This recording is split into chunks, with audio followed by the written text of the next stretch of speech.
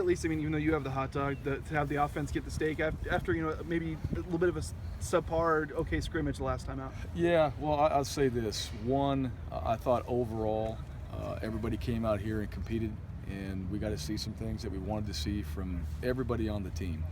As far as the competition and the fun and all that, really been happy with what the defense is doing. I think Coach Avalos and the defensive staff has done a great job. And, we're coming out here and letting these guys play, let these guys compete.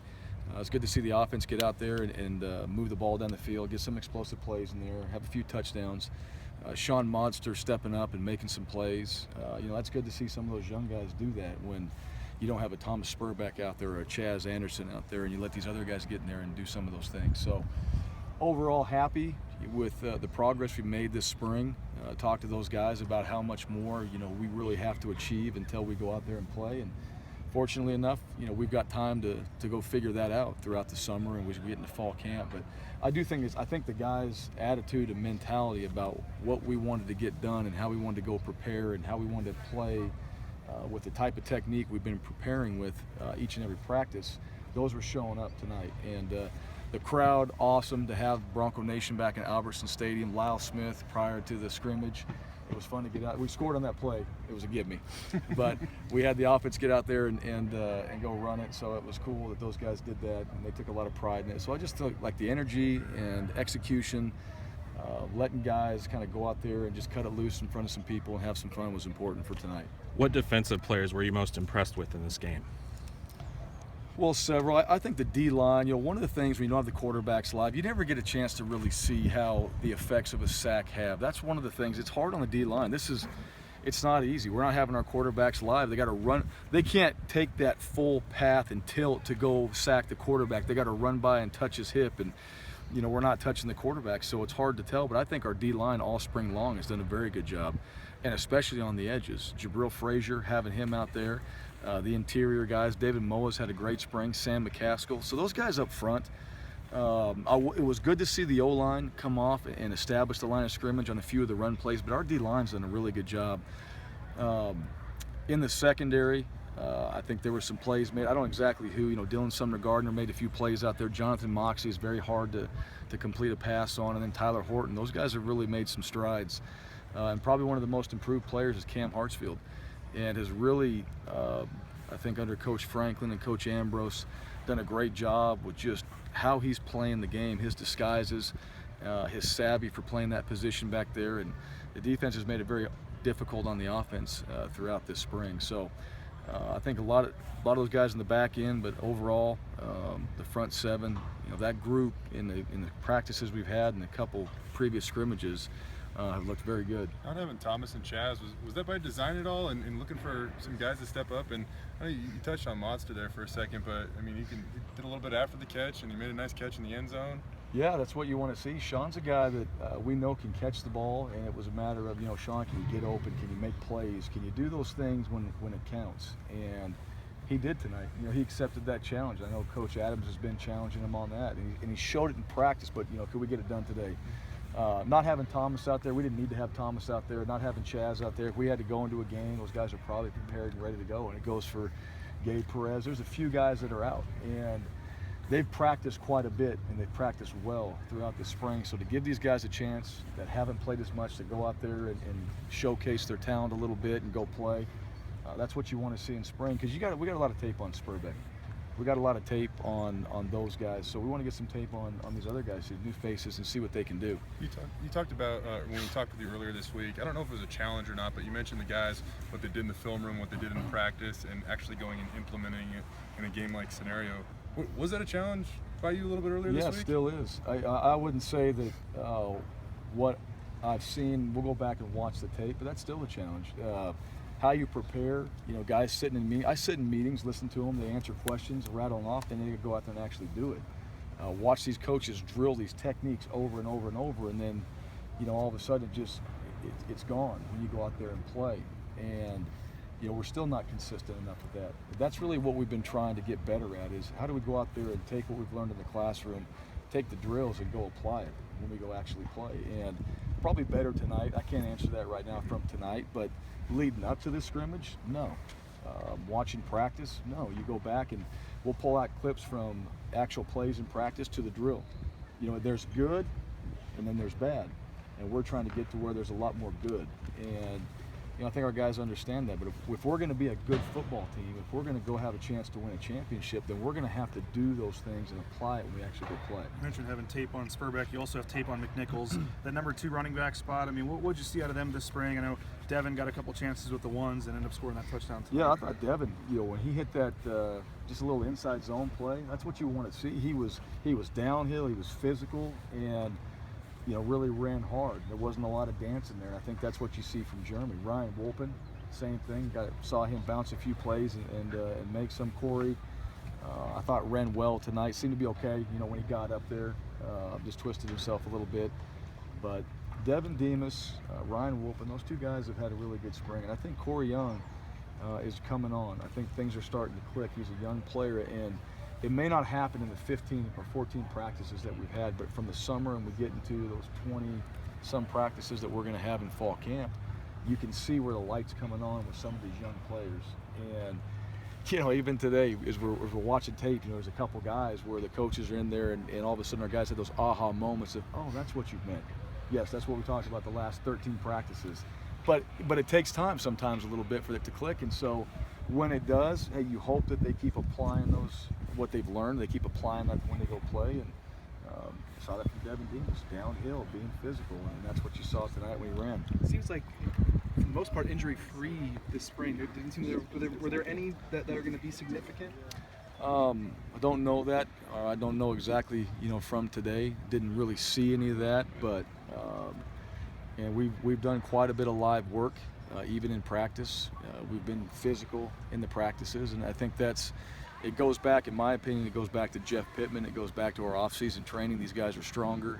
They know how to practice. I think they're going out there and they're playing the tempo of practice the right way when we are getting after a little bit. But never know, when it's all said and done. We'll take a look at these guys, but I think physically we came into this spring better than we did last spring. And hopefully our guys see that as we go into the summer and how that carries over into what we do and how we get into fall camp. Chancellor James, you didn't see Chancellor James anywhere on the field today. Anything you can say about him? Yeah, no, wasn't out there today. When you injury or? Nope. He's still on the team? the loss. Oh. Yes. Yep. How important is player running back? Extremely important. That's something, and I think, for us, we really feel like that's one of the things that we take a lot of pride in. And with the rules where we have chances to be out there, we can't be out there in the practices, but we can be out there in the summer. We'll do what we need to do, and we'll help implement certain things with drills and running and all that. But to me, that's the time as a player, when you get a chance to go out there and do it yourself, operate it, organize it. That's where you can really learn quite a bit, because you're really now coaching it, but also going out there and playing it. And I think those practices in the summer are extremely important. Our quarterbacks, defensive guys that put it together, our team leaders, becomes very important for us as we get into fall camp. How do you approach the quarterback battle moving forward? Do you have a starter there, or how do you look at that moving forward? Well, I think we'll go back and watch the tape. I've been really impressed with Brett. I think he's done a great job. Obviously did well tonight. Ryan, thought did some good things in there as well. Tommy probably didn't get as many opportunities as we should have gotten him. Sometimes just how the scrimmage rolls and the time and all that, but he's gotten better, and you're going to see him out there because he does do some things that the other guys don't, and so we can utilize him. But we'll go back, evaluate it. Right now, I think those quarterbacks have all done a good job of leading this team, and they all have those qualities. So as we get into this off season, guys finish up, we get into summer, really expect Brett, Ryan, Tommy, all those guys to be leading those player run practices, helping lead this team, and making sure that we're prepared coming into fall camp. With Dante Dion and Darian Thompson leaving for the NFL draft, who do you see as the contenders to replace them? Well, let me just say this so we're clear on it. As far as what those guys are doing now, we're not talking NFL, we're talking about Boise State. Jonathan Moxey, who has played and has played well, feel like he's a guy that's ready to step up, and he did last year, but he's improved from last season. Tyler Horton is a guy that played for us last year and continues to be a guy that is great in the classroom. 2, practices extremely hard. 3, it shows up on the field. And for a young guy, he's one of our leaders. He's a guy that we hope a lot of our young guys look at, and this is the way we want to go out there and operate day to day. In the back end, Dylan Sumner-Gardner, who's played for us, it's good to have him back there. He hadn't played since Virginia, and that was one of the things. He got right back out there, and all of a sudden it's like, guys, this guy hasn't played for quite some time. So to have him back out there on the field has been good. And then we got to figure out some of these young players, Evan Tyler, Cam Hartsfield, who I mentioned before, that can go out there and help us in the back end. So you mentioned a couple guys, obviously. Any guys that really caught your eye this spring that really, kind of when you think about what you've accomplished so far, that really did catch your eye, that I don't want to say surprised you, but really impressed you? Well, I'll go back to the D-line. And I think Jabril Frazier, some of the stuff that we've done, and I don't want to get into too much of the technical side of it, but Jabril Frazier, Gabe Perez, those guys have really stood out.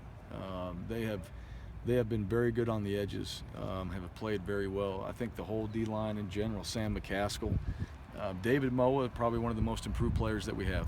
And I think has come so far from where he's been, and Coach Caldwell's done a great job with him. That guy is a great kid. He's out here working his tail off, and he's getting better, and it was really a force this entire spring. Darion Jackson on the defensive side. We moved him around, put him in different positions, and he is really a guy that prepares well, but is a physical football player that for a young guy to have him out there is going to make us better. On the offensive side, our tight ends, we've asked Jake Knight and Matt Pistone. Those guys have done a lot. Jake Rowe hasn't been out there a ton.